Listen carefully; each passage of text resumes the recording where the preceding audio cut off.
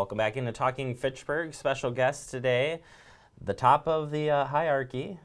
It's the mayor, Steve Arnold. I had to say it. Mm-hmm. Steve, how you doing today? I'm doing fine. How are you today, Jeremy? Doing pretty good. Glad to Good. have you on the show here. I appreciate you taking the time. My pleasure. Know you're wrapping things up and stuff for the end of the term, and what I thought would be a great opportunity is kind of reflect on the last couple of years.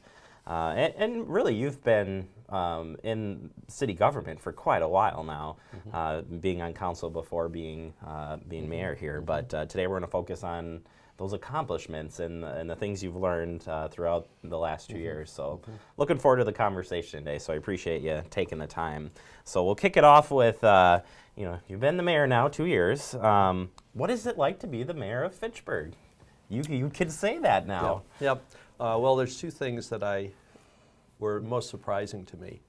One of them is that how many things I have to sign, because only the mayor can sign on behalf of the city, whether it's, an update for a software program that the fire department uses or a big contract or whatever. It's always got to be me.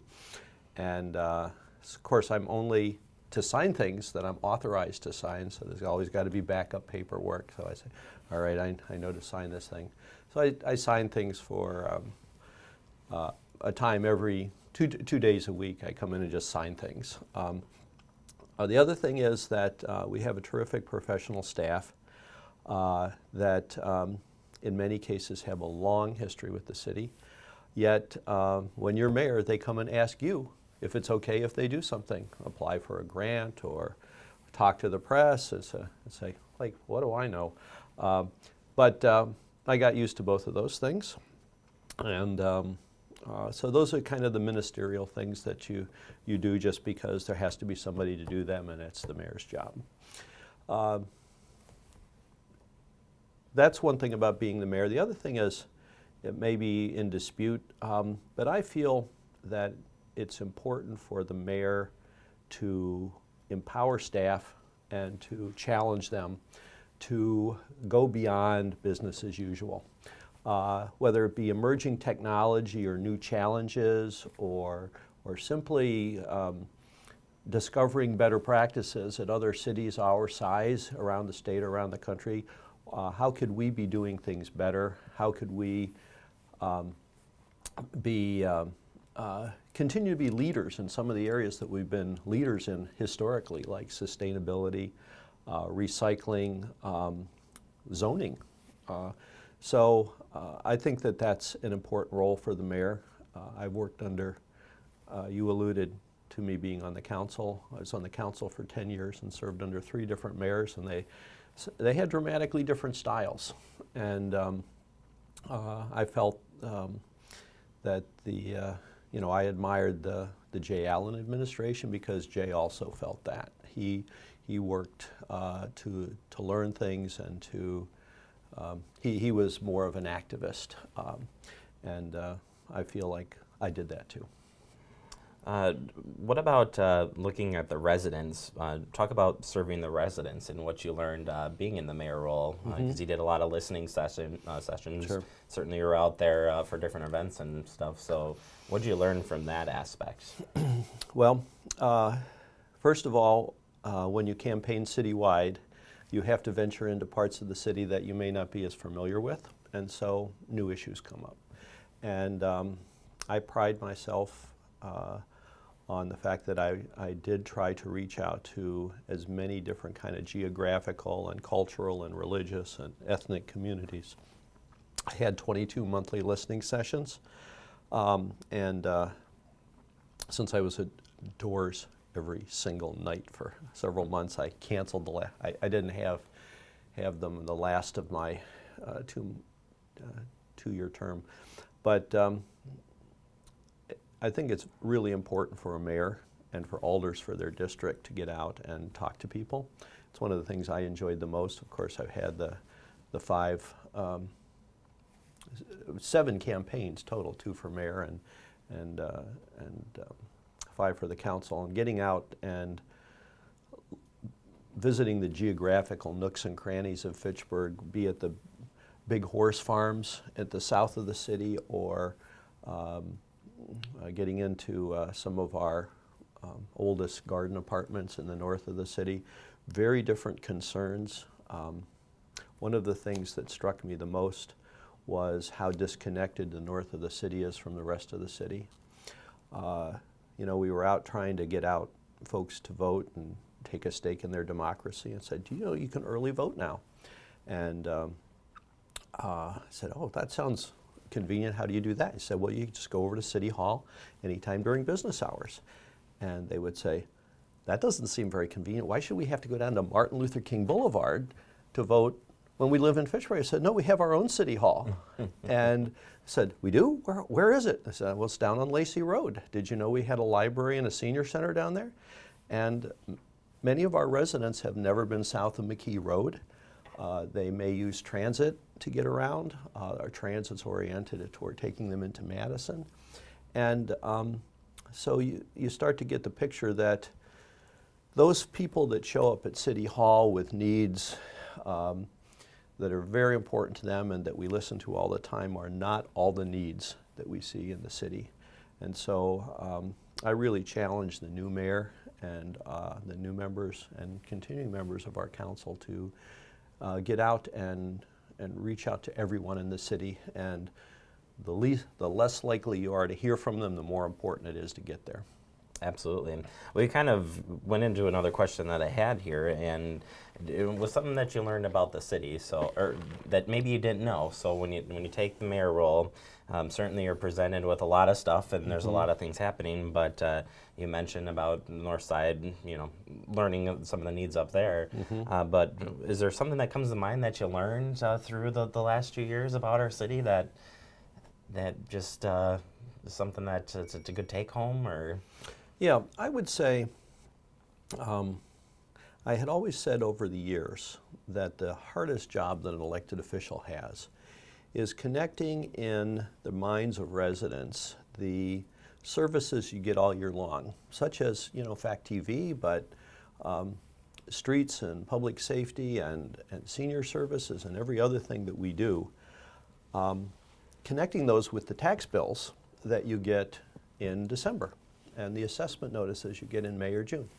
And, you know, folks, you know, there's a minority of folks that really understand that, but a lot of people say, well, we want lower taxes, like that's a choice that you make independently of what your services are.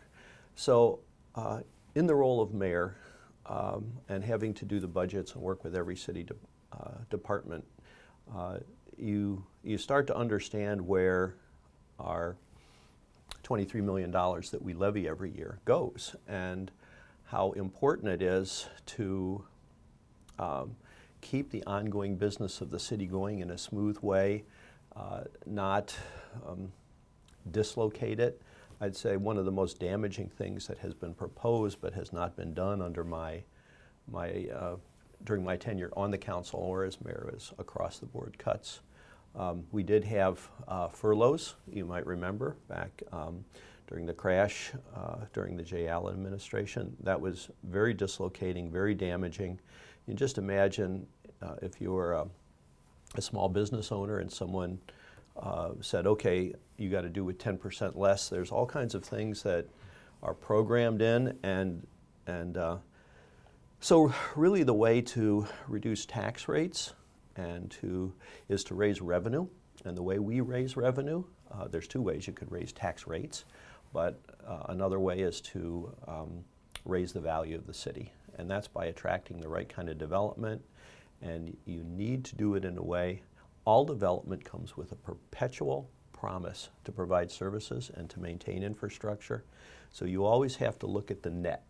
And one of the things I learned was that we need to be attracting infill development and urban development.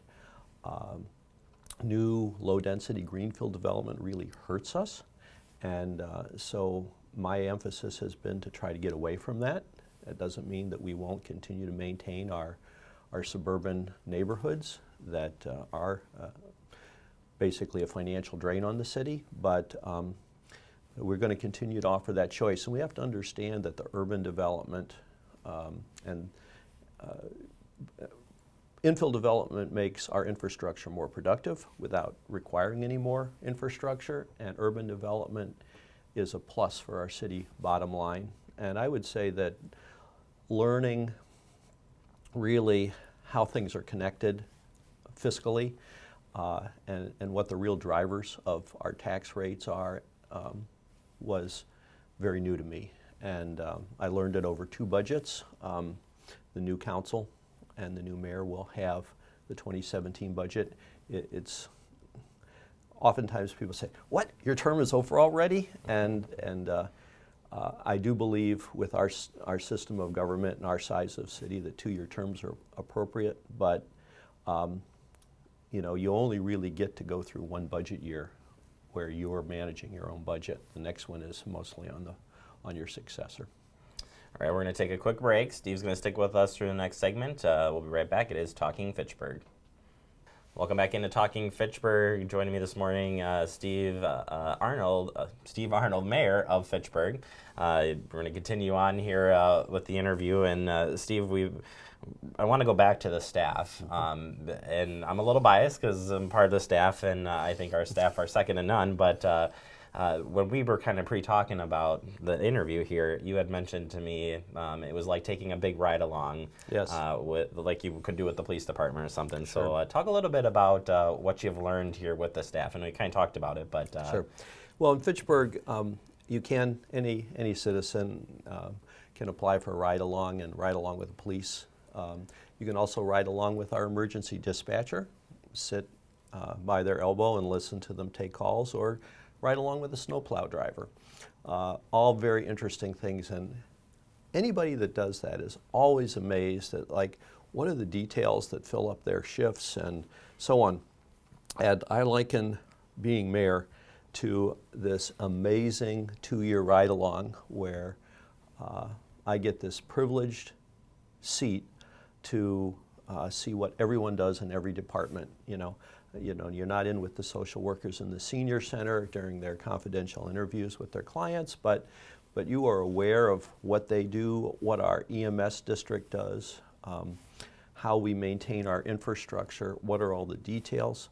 And it is so impressive, and every day I am more and more grateful for our professional staff. We have some new people on board that I've overlapped with about 3 or 4 days in Public Works, and glad to have them on. Glad to have our utility engineer back from maternity leave. But the people of Fitchburg should feel confident that their share of the expenses of the city that go to personnel, the largest share, are very well spent. The people that we have are outstanding professionals in their field. Many of them come to us with lots of experience. Many of them stay here for very long periods, so we can be proud that we have that kind of work environment that fosters valuable long-term careers. So, kind of to wrap it up here, Sure. what, I think the question I always think is, what do you do next, Steve? Mm-hmm. You know, you get a little bit of a break, Yep. so what are your next adventures? So I'm going right up to the very end, Monday night. Monday is my last day, and Monday evening I have Board of Public Works. So we'll have that, but I'll get my files and mementos out of the mayor's office for the next occupant. Taking basically some time to reacquaint myself with my wife and my daughters and grandkids, and not rushing out into too many long-term commitments. I will be, I'm going to be taking a bicycle safety course next week from this weekend on teaching kids bicycle safety. We've got 500 free bikes that we just gave away through the Boys and Girls Club that a lot of those kids are going to need mentors and skills training, and so that'll be a help. I will be continuing on some of my other regional roles, and I think one of the things that's of interest to me is good government and media at the local level. Now, of course, FACT has very different position than independent media as really being an arm of the city government. But we don't have strong investigative local media. We don't have watchdog agencies like we do at the state and federal level. And I think that they're very important for our democracy, and I might be undertaking projects in that area after a little bit of a rest. Right now we're getting the garden ready and getting the bikes tuned up and kayaks out, and we'll be starting to do all the wonderful things that you can do in Dane County.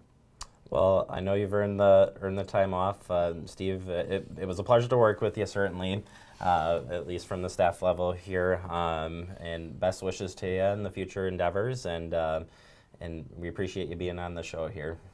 Thank you, Jeremy. I will be staying in Fitchburg for the foreseeable future, and look forward to continuing all the relationships I have with residents and with staff. Perfect. All right, that is Mayor Steve Arnold. We're going to take a quick break and wrap up the show next, right here on Talking Fitchburg.